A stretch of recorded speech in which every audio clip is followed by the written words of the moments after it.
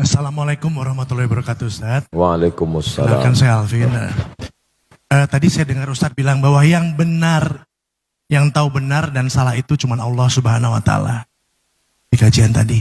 Yang ingin saya tanyakan Ustaz, bagaimana kita berdialog dengan kalbu kita pada saat kita sharing, syiar, coaching, atau apapun istilahnya, ke banyak orang, supaya kita tidak menyakiti hati orang yang bersangkutan. Ini terjadi karena saya besar dari keluarga yang majemuk, Ustadz. Pluralisme banget, terus terang. Jadi agak sulit bagi saya untuk mencoba. Di satu sisi saya yakin bahwa apapun yang disampaikan yang ada di Al-Quran pasti betul. Tapi bagaimana saya berdialog dengan saudara-saudara lain saya yang tidak seiman, supaya saya tidak menyakiti mereka, tapi saya betul tidak mengurangi ketakwaan saya pada Allah Subhanahu wa Ta'ala. Baik. Itu Ustaz. Assalamualaikum warahmatullahi wabarakatuh. Waalaikumsalam warahmatullahi wabarakatuh. Nanti Giovanni kebetulan juga balik. Jadi bertanya Gio, sekalian? Oke boleh. Berarti sekaligus dijawab dua, gak apa-apa Ustaz. Anda jawab aja dulu. Ya, jawab ini dulu. Oh takut lupa. Mas Alvin. Ya. Baik. Saya jawab satu-satu. Saya takut lupa. Mas Alvin yang berkehidupan majmuk dalam keluarga, setelah pulang pengajian lalu memanggil keluarga-keluarga yang non-muslim, duduk sini semua. Setelah duduk lalu disampaikan, Innad dina indallahil Islam. Agama di sisi Allah adalah Islam. Wa man yabtaghi ghairal islami dina. Siapa yang mencari agama selain dari Islam, falan yuqbala minhu, maka dia tidak diterima. Wa huwa fil akhirati minal khasirin. Di akhirat neraka jahanam tempatnya. Kira-kira apa yang terjadi? Selama nggak diupload gak apa-apa. Pertanyaannya, apakah yang disampaikan tadi benar? Benar. Ini kita bukan bicara masalah kebenaran tidak kebenaran, tapi dalam Islam diajarkan ud'u ila sabili rabbik, ajak orang ke jalan Allah bil hikmah wal mau'izatil hasanah, suri tauladan yang baik, santun, kelembutan. Saya cerita, ada seorang imam dari kalangan tabi'in. Nabi Muhammad SAW, di bawah Nabi sahabat Nabi, di bawah sahabat Nabi tabi'in. Orang yang ketemu dengan Nabi, sahabat. Yang ketemu dengan sahabat, namanya tabi'in.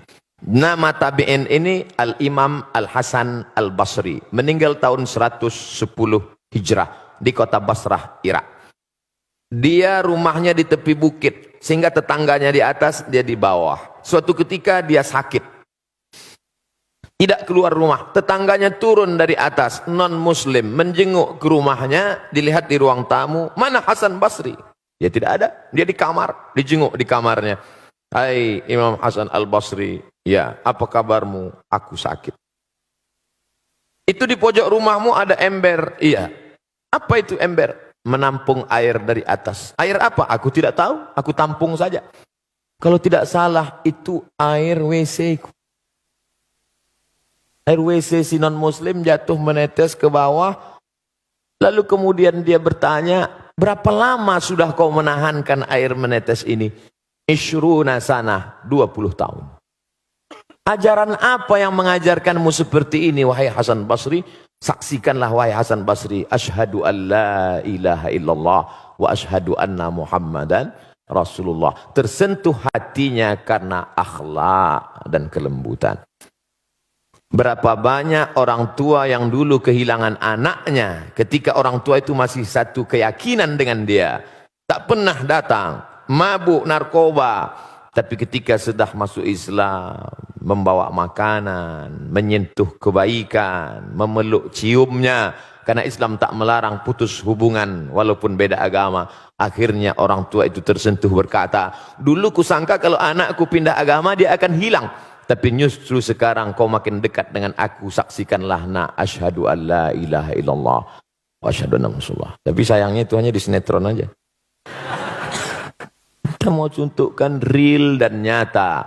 Oleh sebab itu maka sentuhlah dia dengan akhlak Islam, Karena Allah Subhanahu wa taala tidak pernah memuji Nabi Muhammad sallallahu alaihi wasallam. Hai Muhammad yang tahajudnya sampai kakinya bengkak. Hai Muhammad, enggak. Tapi apa bunyi ayatnya? Wa innaka la'ala khuluqin azim.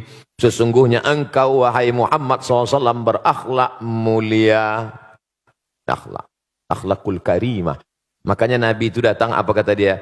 Innama bu'istu liutammima makarimal akhlak. Aku datang untuk menyempurnakan akhlak. Anak Abu Bakar namanya Asma. Asma ini satu ayah dengan Aisyah istri Nabi, tapi lain ibu. Ibunya non muslim. Setelah Asma pindah dari kota Makkah ke kota Madinah, ibunya rindu, datang ingin menemui Asma. Asma takut bertemu ibunya karena non muslim. Akhirnya melapor ke Nabi, ya Rasulullah, ya ummi qadimat, ibu saya datang. Afa asiluha, ibu saya datang jauh dari kota Makkah, tapi saya takut menemuinya karena akidahnya berbeda. Bolehkah saya silaturahim dengan dia? Kata Nabi, apakah Nabi menjawab, ini pedang pancung kepala makmu. Kata Nabi, siliha, silakan sambung silaturahim. Afa'utiha, boleh aku beri dia hadiah? Apa kata Nabi? I'tiha, beri dia hadiah. Berdasarkan hadis ini, kata Syekh Atiyah Saqar, Mufti Al-Azhar Mesir, boleh memberi daging kurban kepada non-muslim dengan syarat kurban sunat, bukan kurban wajib. Zakat tak boleh, karena wajib untuk umat Islam. Kurban wajib, kurban nazar tak boleh. Kalau nanti saya punya anak, saya bernazar mau kurban ya Allah, tapi kalau enggak punya anak sampai mati enggak mau kurban, itu enggak boleh. Kurban sunat boleh. Jadi